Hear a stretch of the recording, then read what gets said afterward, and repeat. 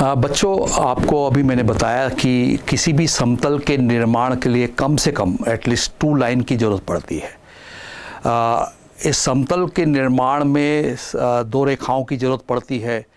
तो इस के लिए एक एक्टिविटीज़ पर आप ध्यान दीजिए। एक समतल है और उस समतल पर एक रेखा है, और इस रेखा को यदि मैं ऊपर की तरफ ऊर्ध्वाधर ऊपर की तरफ खींचता हूँ तो आप थोड़ा ध्यान देंगे कि क्या हो रहा है इस प्रयोग में, कि हम उस लाइन को समतल के अभिलंबवत खींचते जा रहे हैं तो हमें एक ग्रुप ऑफ लाइंस मिल रहा है और एक समतल जैसा नज़र आ रहा है। तो यहाँ इस एक्टिविटीज़ से मैं इस नतीजे पर पहुँच सकता हूँ कि समतल में एक ग्रुप ऑफ लाइंस है और लाइन ग्रुप के लाइन से रेखाओं के ग्रुप से एक समतल का निर्माण हो रहा है। तो आप ध्यान से देखें। बच्चों, अभी जो आपने एक्टिविटीज़ देखी कि एक समतल पर एक रेखा है और उसको मैंने ऊपर की तरफ उठाया तो एक समतल बनता हुआ आपको नज़र आया और आपने देखा कि प्लेन जो है ग्रुप ऑफ लाइंस है। अब मान लीजिए, जैसा कि आप चित्र में देख रहे हैं कि एक समतल है जो जेड अक्ष के समानांतर है, तो निश्चित रूप से वो जेड अक्ष को नहीं काटेगा, एक्स अक्ष को काटेगा, वाई अक्ष को काटेगा। तो एक्स अक्ष से वो ओ ए अंतःखंड ए इंटरसेप्ट का अंतःखंड काटता है और वाई अक्ष से वो बी अंतःखंड काटता है। और intercept form of the plane जो समतल का अंतःखंड रूप है, आप जानते हैं X upon A plus Y upon B plus Z upon C is equal to 1 होता है।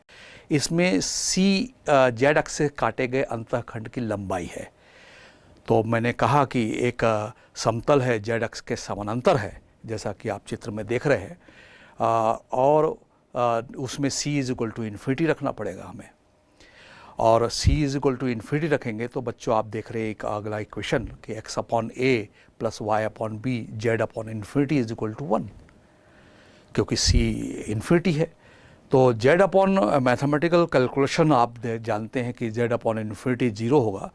तो x upon a plus Y upon B is equal to 1 एक रेखा आपको प्रतीत हो रही है। इस एक्टिविटीज़ को उससे जोड़ते हुए बच्चों सोचो कि जो अभी मैं एक स्केल से एक लाइन को उठा रहा था, तो यहाँ पर हमें ऐसा लगता है कि हम एक रेखा के रूप में हम देख रहे हैं। Equation x upon A plus Y upon B is equal to 1 एक लाइन है, और जबकि उसमें z इंट्रोड्यूस है। z 0 थोड़ी हुआ था, अंतःखंड c की वैल्यू इन्फिनिटी थी, जिसके कारण z अपॉन इन्फिनिटी की वैल्यू 0 थी, जो इक्वेशन में आप देख रहे हैं। तो z इंट्रोड्यूस है, न होते हुए भी है। तो z जैसे जैसे इंक्रीज़ होगा, लाइन को ऊपर की तरफ हम उठाते हुए दिखा रहे हैं। आप देखिए एरो मार्क से एक प्लेन नज़र आ रहा है। तो x upon A plus Y upon B is equal to 1 एक लाइन है जो z अक्ष के समानांतर ऊपर की तरफ उठता हुआ हमको एक प्लेन नज़र आ रहा है। तो वास्तव में बच्चों, इस एक्टिविटीज़ से हम ये समझ रहे हैं कि x upon A plus Y upon B is equal to 1 एक ऐसे समतल का समीकरण है जो z अक्ष के समानांतर है और x अक्ष को और y अक्ष को काटता है।